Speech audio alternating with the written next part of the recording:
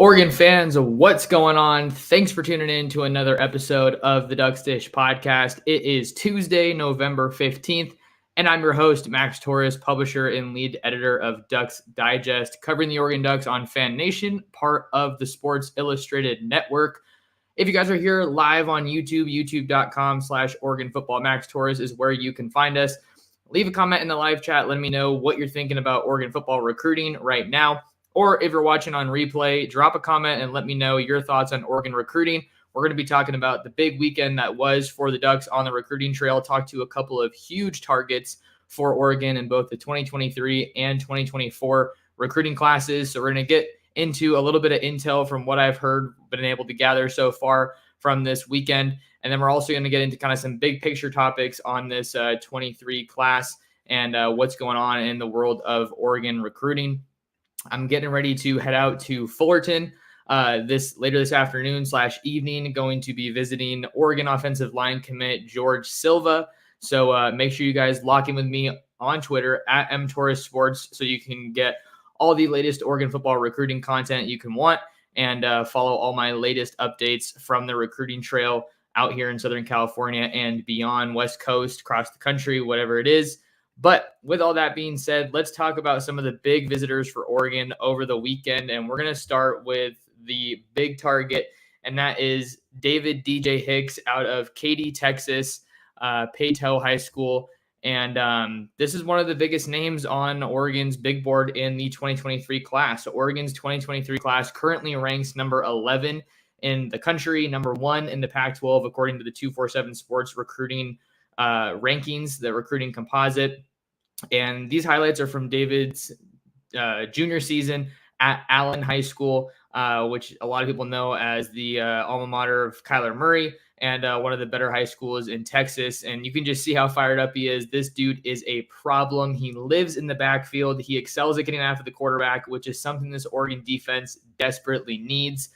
He's committed to Texas A&M, but he took a visit out to Oregon. I want to say it was his third visit because he came in the spring. He visited for his official visit in June, and I spoke with him. And then after this weekend, that was his most recent visit to Oregon.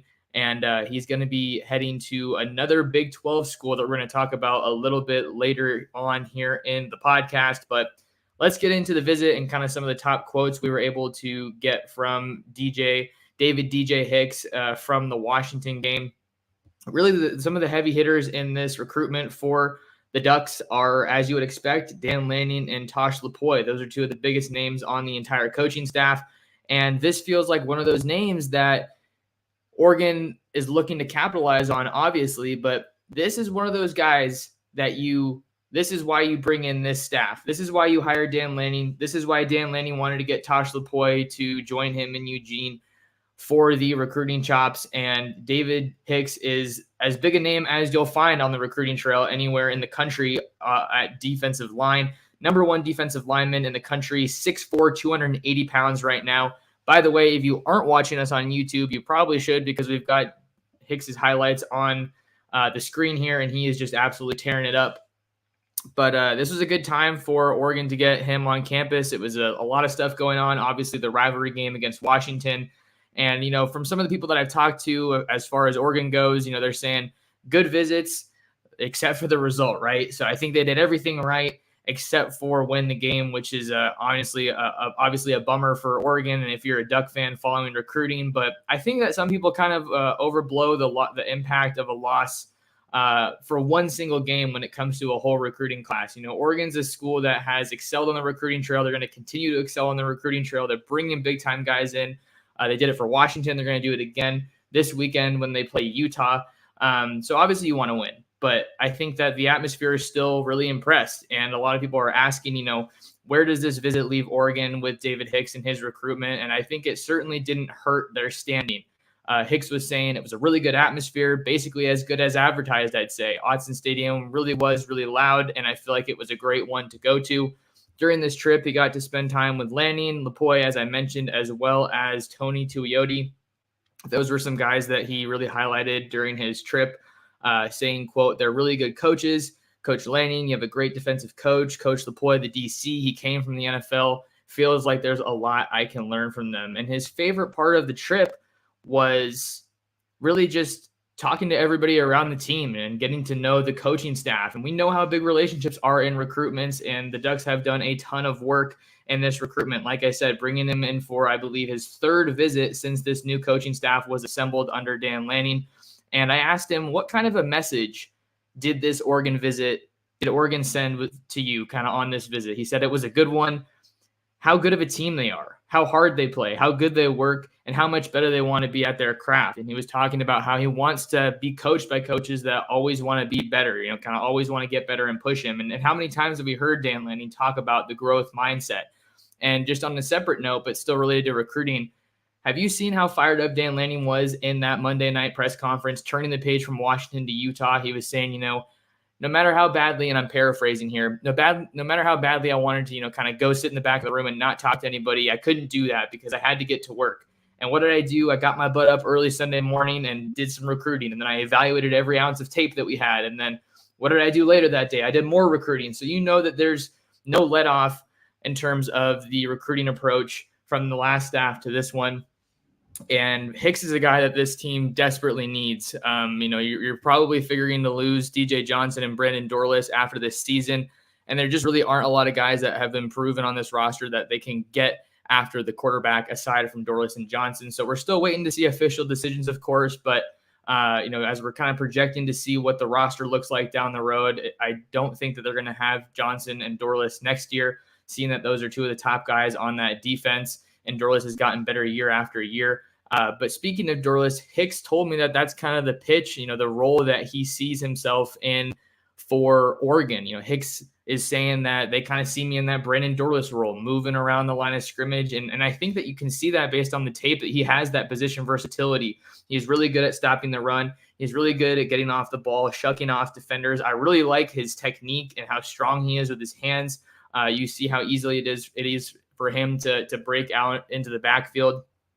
But those are some of the top quotes I think I wanted to get around to. I asked him about, where are you at with your Texas A&M commitment? And he said, quote, "I'm still good with it, just checking everything out right now." So, not necessarily a ringing endorsement of Texas A&M. I was maybe thinking that I would get a little bit more when I asked that question, not saying, I'm staying committed or, I'm locked in with the Aggies or anything. I'm 100% committed, anything like that. And I think it makes sense because Texas A&M is not playing very well. And it's kind of left the door open for schools like Oregon and then now Oklahoma. That's the other Big 12 school that I alluded to earlier in this show. Oklahoma is going to be the next school that's going to be hosting David Hicks on an official visit coming this weekend. And another notable update, you can find the full update with all the quotes from David Hicks, 5-star defensive lineman out of Texas, over on ducksdigest.com. Can't emphasize how important it is to stay checked in, locked in with ducksdigest.com for the latest updates. He doesn't know, David Hicks does not know right now if he's going to be signing early or signing later. He said that he knows he's going to enroll in May, but right now he doesn't know if he's going to be signing in December or February. So this recruitment is one that has the potential to kind of be drawn out a little bit more. Maybe we could see it kind of like a Josh Connerly type of deal, like a JTT, where he pushes it past the traditional recruiting window, recruiting calendar, deadlines, what have you. But there are 4 schools that he says he hears the most from right now, and that's Oregon, Oklahoma, Alabama, and Texas. So national recruitment, as you would expect. Oklahoma is obviously a lot closer than Oregon, so we'll see if distance kind of comes into play there. But he talked about being excited about the possibility to be coached by those coaches I mentioned earlier, Lapoy and Lanning. He really wasn't too concerned about what he saw from the defense. He was kind of saying, they just had an off game. They've been playing good defense this year, but it was kind of just an off game, especially in the back end. So obviously, would a win have helped Oregon in this recruitment? Maybe a bit more. Of course, I'm not going to sit there and tell you that it didn't, but I think that Oregon is still in an awesome spot here. Huge that they were able to get him back on campus for this game, especially if he intends to sign early with the early signing period window coming up in December. So that's some of the latest buzz that I've been able to gather on David Hicks, 2023 5-star offensive lineman out of Texas. And if you thought that was the only big name we were going to be talking about on today's episode, you would be sadly mistaken, because we have another big name that we want to get into on this episode of the Ducks Dish podcast. But before we do that, we're going to take a quick break here for those of you listening to us on audio platform. Don't go anywhere. We got more Oregon recruiting scoop for you coming at you after this.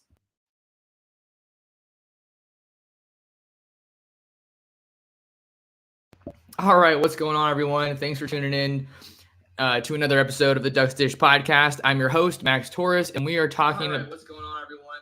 We are talking about Oregon football recruiting. Sorry, I had a little overlap with some of my speakers there, but I'm back. Hopefully, everything sounds crispy. But we're going to be talking about Elijah Rushing, another five-star Elijah Rushing, five-star edge rusher out of South Point Catholic in Tucson, Arizona. He was a big-time visitor for the Ducks, and obviously this visit left a solid impression because Rushing announced his top 12 schools shortly after the visit. So I'm going to go ahead and pull those up on one of my other tabs so we can give you a good idea of what schools are involved here. So just give me 1 second. I've got the highlights rolling as you would expect here, talking about one of Oregon's top targets in the 2024 class. One of the top, I think he's the number 2 prospect in Arizona for 2024, behind only Dylan Raiola, the Ohio State Buckeyes commit. So let's look at some of these top schools. You got Arizona, Notre Dame, Florida, Oregon, Georgia, USC, Miami, Tennessee, Michigan, Michigan State, UCLA, and Washington, all in the mix for Elijah Rushing. But he'd been out to Oregon before. This was his second time to Oregon, first time for a game. He was most recently in Eugene for a visit in January. And visits that he's been able to take recently include Florida and Arizona State. If you'll remember, Cruz Rushing, his older brother, was committed as a walk-on defensive back, I want to say, to Oregon kind of late in that 2022 cycle, but he ended up flipping his commitment to Florida. So Cruz Rushing is now in Florida in Gainesville with Billy Napier. So I'm assuming that's why the Florida visit is kind of there. But he talked about future visits he wants to take, kind of looking big picture, saying he wants to get out to the schools in his top 12 that he hasn't been able to see. But let's see here. We got Tosh Lapoy and Jordan Somerville as some of the staffers that he was able to spend the most time with. Jordan Somerville is an offensive analyst, offensive assistant. I want to say he's from the state of Arizona originally, so you obviously want to have guys with similar connections there, similar ties and backgrounds that you're able to utilize in any recruitment. Just saying, he was talking about how, he's an Arizona guy and, he gets me. So it's all good things there. And then Tosh Lapoy's experience in the NFL ranks and, of course, at Alabama with the players that he's worked with have been a big plus. As far as players he got to spend time with, Oregon had a lot of commits that were in town. You had Dante Dowdell. You had Cole Martin, who's another Arizona guy. But maybe more close to his position, you had Amari Washington, the Chandler offensive lineman. And then you had the Chandler defensive lineman. And then you have Michael Gardner from Liberty High School in Peoria, Arizona. But they were both there, and they were both talking up the Ducks. He was talking about how he was hanging out with them the most, and they both love Oregon. And Michael was saying that he just loves it. I'm going to love it here. So he really just felt the atmosphere, and he talked about his experience with Shout being something super unique, just getting to feel out the fan base and seeing everybody united with all that good energy. So the Shout experience is something that was really, really special to him, and that was his favorite part of the visit. But what really stands out the most right now for Elijah Rushing, what really has Oregon in the mix here, is the coaching staff.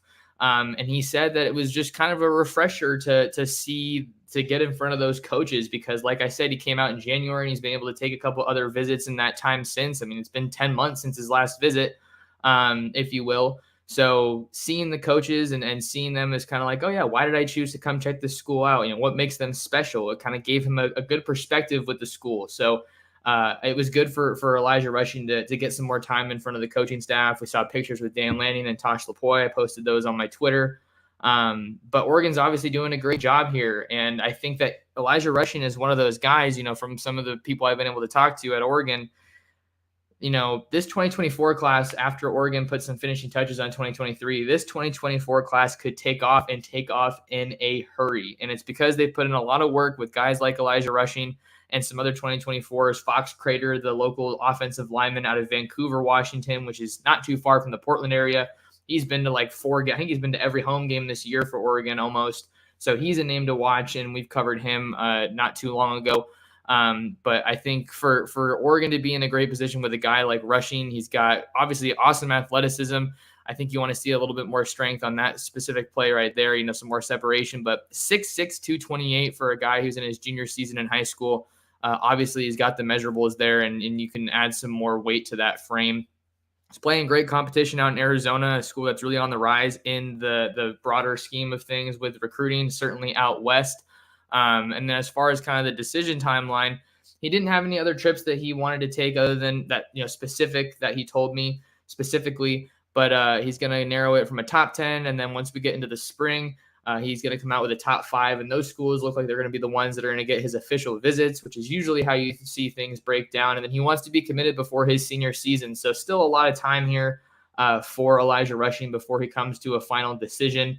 But Oregon has done a great job to put themselves in a good early standing with one of the top players in Arizona.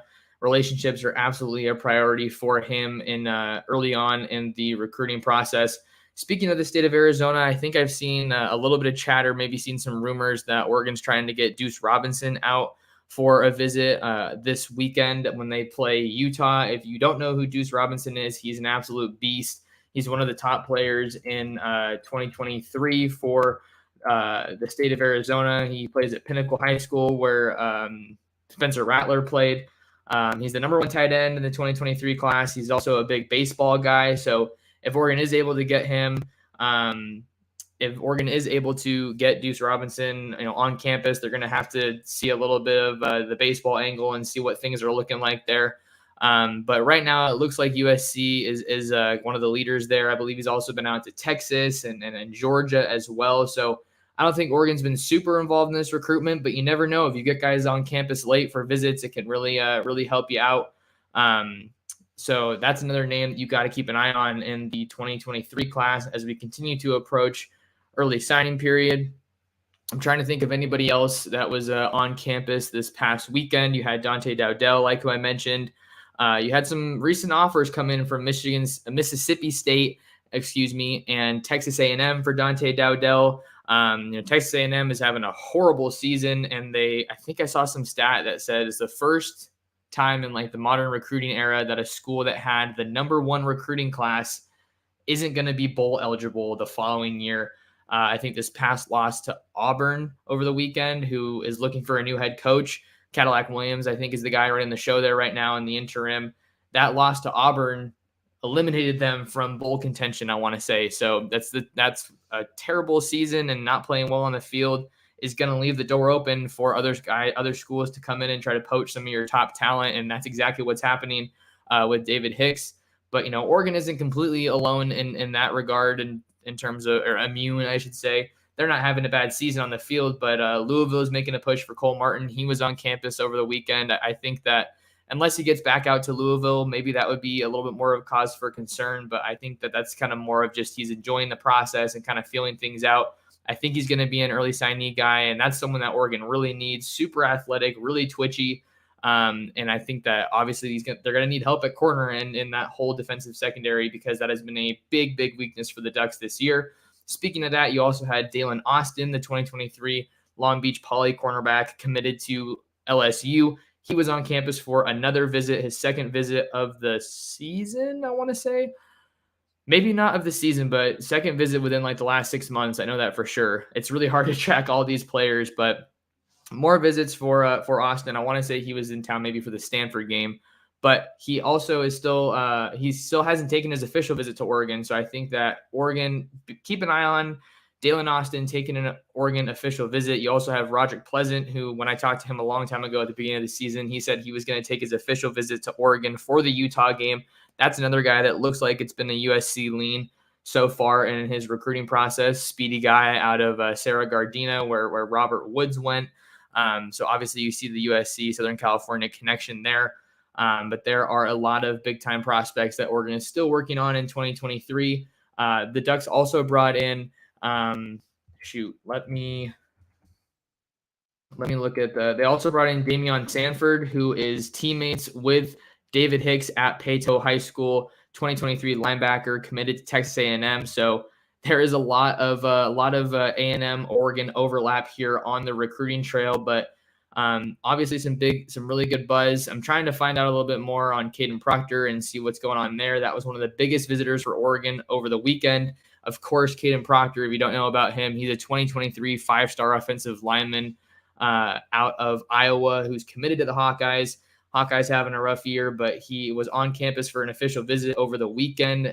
Word is that he stayed into Monday for that visit. So keep an eye on Caden Proctor. Oregon's looking like they're in prime position to maybe pull off a flip there.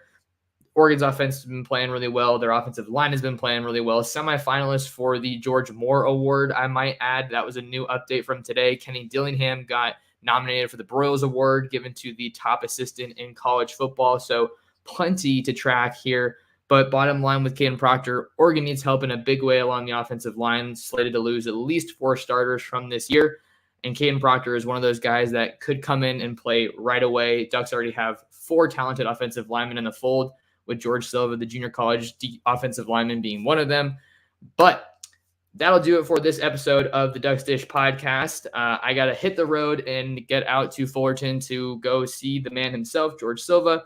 So stay tuned in there. Quick reminders for you guys, smash the like button and smash the subscribe button. That is a tremendous help in terms of growing the channel, growing the community, and what I'm trying to do covering the Oregon Ducks.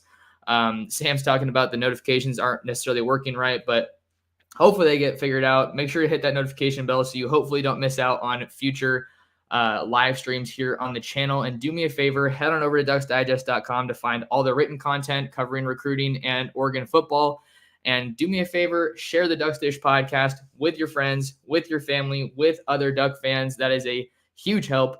But until next time, I'm your host, Max Torres, and you've been listening to another episode of the Ducks Dish podcast.